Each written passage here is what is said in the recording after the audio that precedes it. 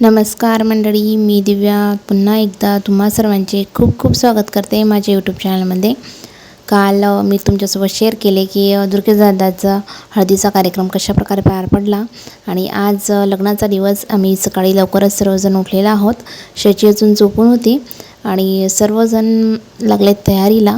तर सर्वांनी लवकर अंघोळी वगैरे सर्व कार्यक्रम आटोपला आणि आता सर्वजण मेकअप करत आहेत। तर सर्व ज्या मुली होत्या त्या चला वहिनी माझा मेकअप करून द्या, आमचा मेकअप करून द्या असं त्यांचं चालू होतं।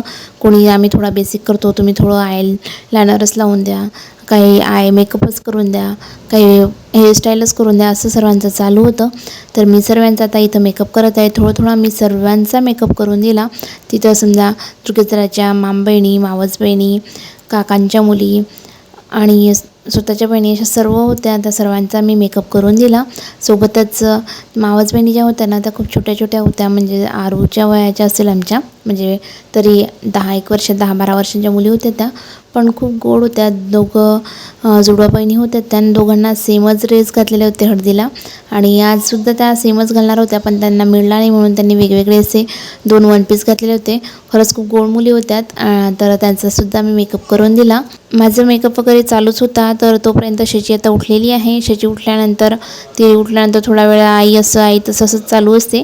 त्यानंतर मग तिला समजवलं, नंतर ब्रश वगैरे करून दिला आणि आता आलो तर आम्ही नाश्ता करायला। तर नाश्त्यामध्ये पोहे होते, तर आम्ही सर्वांनी छान प्रकारे पोह्यांचा नाश्ता केला। सोबतच शचीने देखील पोह्यांचा नाश्ता केला, कारण लग्नाला उशीर होणार होता आणि जेवण उशिरा होतील म्हणून सर्व म्हणायचे की पोट भरून नाश्ता करून घ्या असं चालू होतं। तर आम्ही सर्वांनी छान प्रकारे नाश्ता केला। सोबतच हे बघा, हे नवरदेव आहे। तर नवरदेवाला सुद्धा पोहे खायचे होते, पण घरचे नाही पोहे खायचे नसतात असं चालू होतं। तर त्यांना फिक्या शेवळ्या दिलेल्या आहेत, त्यावरती साखर पण नाही, दूध पण नाही, काहीच नाही, फक्त उकडलेल्या शेवळ्या होत्या, त्या त्यांना नाश्त्यामध्ये देण्यात आल्या। आणि त्यानंतर आता अहेर चढवण्याचा कार्यक्रम चालू झाला।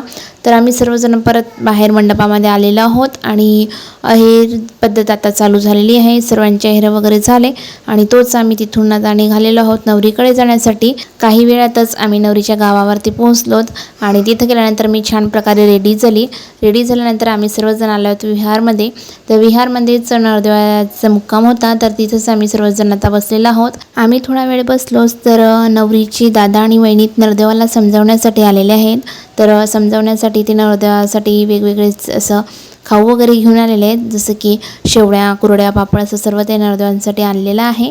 तर आता ते नवरदेवांना भरवणं चालू आहे। तर भरवायच्या आधी आम्हाला नेक द्या असं त्यांचं म्हणणं चालू आहे, तेव्हाच आम्ही तुम्हाला घास भरू असं सुरू होतं। तर दादांचे मित्र सर्व त्यांना चिडवत होते की द्यायचं नाही, ते समजावण्यासाठी आलेले आहे, तू नेक देऊ नको, पैसे देऊ नकोस।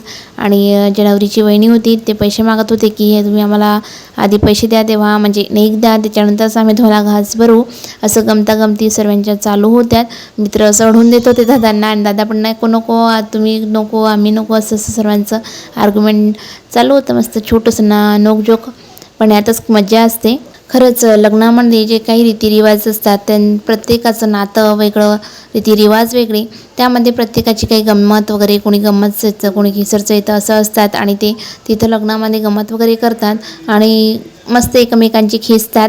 तर त्यातच मजा येते। तेव्हा थोडं कोणाला कदा जास्तच राग येतो, तर त्यांना थोडं वाईट वाटतं, पण तरी मजा येते, सर्वजण खूप एन्जॉय करतात। तर चला आता शेवटी दादांनी नेक दिला आणि सर्वजण आता मस्त प्रकारे शेवड्या एन्जॉय करत आहे आणि शेवड्या वगैरे खाल्ल्यात। आणि त्यानंतर आता दादा वहिनी म्हणजेच नवरीचे जे दादा वहिनी होते ते निघून गेलेत आणि नवरदेव जे आहेत ते आले तयारी करण्यासाठी। त्यांनी छान प्रकारे त्यांचा जो लग्नाचा ड्रेस होता तो घातलात आणि आता आम्ही सर्वजण जात आहोत लग्न मंडपात। थोड्या वेळातच आम्ही लग्न मंडपात पोहोचलो। तिथं पोहोचल्यानंतर नवरदेव नवरी दोघं गेटवर उभे होते आणि आम्ही सर्व मंडळी मंडपामध्ये जाऊन आता बसलेलो आहोत। सर्वजण नवरदेव नवरीची वाट बघत आहेत। तर त्यामध्ये शचीला तर मस्त मजा वाटत आहे, ते मस्त त्या मंडपामध्ये डान्स करत होती। तर शचीचाच डान्स नाही तर इथं आता नवरीसुद्धा डान्स करणार आहे। तर नवरी गेटवर उभी होती आणि तिथून ती डान्स करतच आपला स्टेजकडे येणार होती। तर नवरीचा एकदम मस्त असा डान्स होता, तर त्यांनी खरंच खूप छान असा डान्स केला आणि गाणंसुद्धा खूप छान होतं। चला तर मग तुम्हीसुद्धा बघा नवरीचा डान्स आणि गाणं बघा किती छान आहे।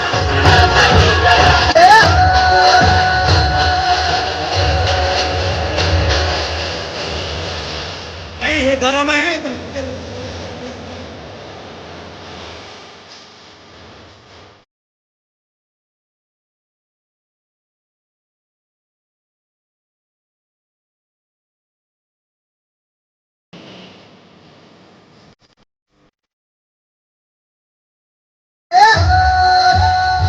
नवरीने छान प्रकारे डान्स केला आणि त्यानंतर मग नवरीचे भाऊ वगैरे सर्व त्यांना घेऊन स्टेजपर्यंत आले. तर सोबतच त्यांची आई आणि त्यांचे भाऊ होते आणि जे मावस भाऊ आणि काकाचे मोठेपणाचे जे मुलं होते त्यांच्यावरती तोरण धरलेलं होतं. तर सर्व नवरीचा भाऊ आणि आई तिघं ते तोरण घालून मंडपाच्या स्टेजपर्यंत आलेले आहे. आणि त्यानंतर परत नवरी वापस गेली आणि गेटवरती नवरदेव होते, तर नवरदेवाला घेऊन आता स्टेजवर येत आहेत. नवरदेव नवरीचं खरंच खूप छान प्रकारे त्यांनी स्वागत केलं. खूपच छान प्रकारे अरेंजमेंट केलेली होती. सोबत फोटोशूट झाले, डान्स वगैरे सुद्धा झाला. खरंच खूप मस्त वाटत होतं.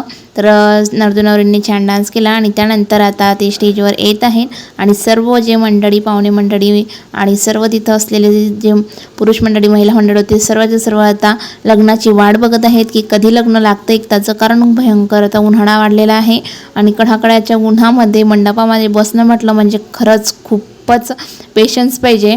चला तर आता लग्नाला सुरुवातच होणार आहे. थोड्या वेळात सर्वात आधी त्यांनी वाही भेट केली, त्यानंतर विहीन भेट झाली आणि त्यानंतर मग लग्नाला सुरुवात होणार होती. नवरदेव नवरी दोघंजण खरंच खूप छान दिसत होते.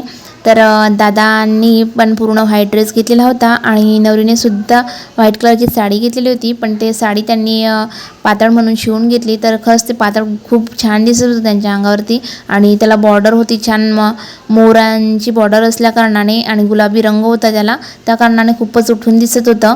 चला तर आता व्याही भेट आणि विहीन भेट दोघं झालेले आहेत. आता त्याच्यानंतर जे तिथं स्टेजवरती गौतम बुद्धाची आणि बाबासाहेब आंबेडकरांच्या मूर्त्या होत्या, त्यासमोर दोघं नवरदेव नवरींनी दीप प्रज्वलित केले. सोबतच नमस्कार वगैरे केला, पूजा वगैरे त्यांची झाली आणि त्यानंतर आता लग्न लागलेलं आहे. लग्न लागल्यानंतर त्यांनी आधी कन्यादान वगैरे केलं आणि त्याच्यानंतर आता दोघं नवरदेव नवरींनी एकमेकांना हार वगैरे घातले. सर्वांनी त्यांचं अभिनंदन वगैरे केलं.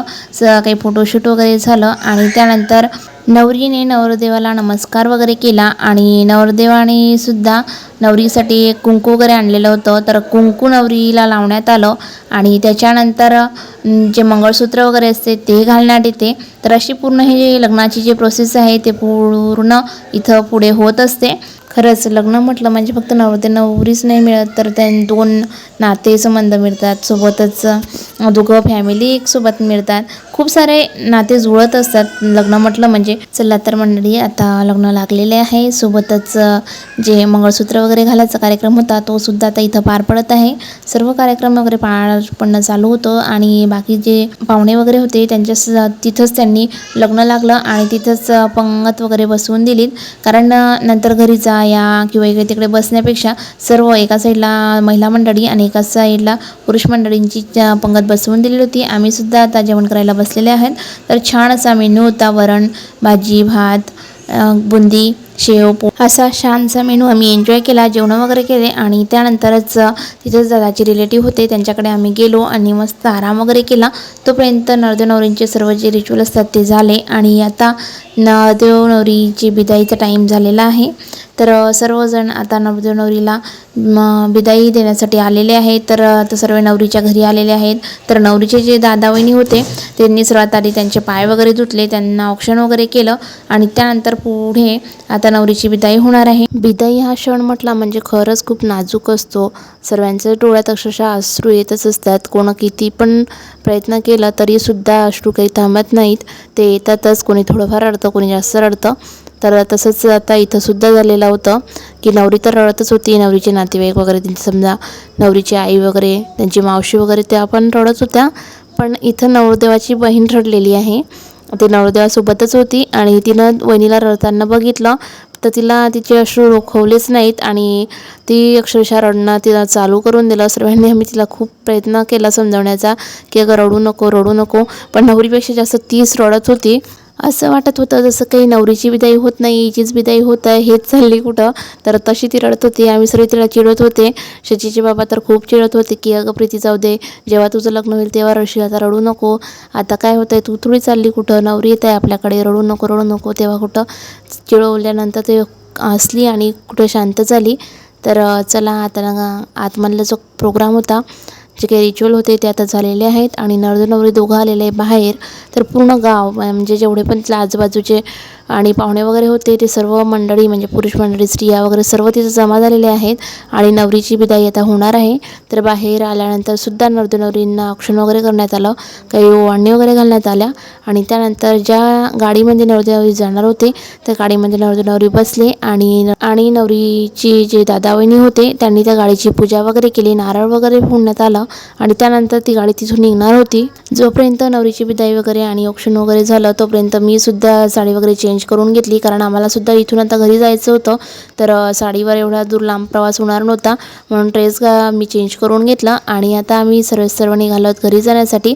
नवरदेव नवरी निघतील आणि ते जातील त्यांच्या घरी आणि आम्ही जाणार आहोत आमच्या घरी म्हणजे अकोल्याला. विदाई म्हटलं म्हणजे खरंच खूप भावूक क्षण असतात, सर्वजण भावूक होतात आणि सर्वजणांच्या डोळ्यामध्ये पाणी येत असतं. कोणाची पण मुलगी असो, ते समोरच्याची असो का आपल्याकडची असो, म्हणजे आपण नवरीकडचे असो की नवरदेवाकडचे असो, प्रत्येकाच्या डोळ्यामध्ये पाणी येतच असतं. तर चला असेच भावूक होऊन आणि डोळ्यात अश्रू घेऊन नवरीला सर्वांनी आशीर्वाद दिले आणि नवरीला बाय बाय केलं. तर आता मंडळी नवरदेव नवरी गेलेले आहेत आणि आम्ही सुद्धा आता निघालेलो होतो आमच्या घरी. आशा करते हा व्हिडिओ तुम्हा सर्वांना आवडला असेल. चला तर मग पुन्हा भेटूया अशाच एका नवीन व्हिडिओसोबत. तोपर्यंत व्हिडिओला लाईक करा, कमेंट करा आणि शेअर करायला विसरू नका. सोबतच चॅनलवर नवीन असल्यास चॅनलला सबस्क्राईब नक्की करा. चला तर मग बाय बाय.